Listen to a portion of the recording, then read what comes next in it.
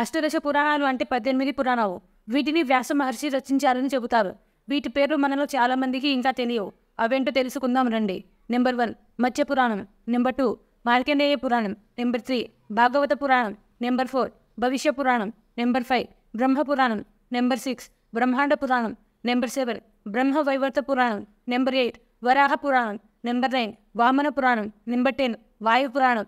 Number 11 Vishnu పురాణం. Number 12 అగ్ని పురాణం. Number 13 Narada పురాణం. Number 14 Skanda పురాణం. Number 15 లింగ పురాణం. Number 16 గరుడ పురాణం. Number 17 కూర్మ పురాణం. నెంబర్ 18 పద్మ పురాణం. భారతదేశమందు వేద వాగ్మేయము అతి ప్రాచీనమైనది. అందులో గల విషయాలు సామాన్యులకు అందించే ప్రయత్నంలో కలియుగ ఆరంభంలో అంటే రమారమి 5100 సంవత్సరాల పూర్వం శ్రీ వేద వ్యాస మహర్షుల వారు మహాపురాణాల ద్వారా తెలియజేశారు. అందులో గల అనేక సంగతులను సామాన్యులకు తెలియజేయడానికి పురాణాలు రూపొందాయి.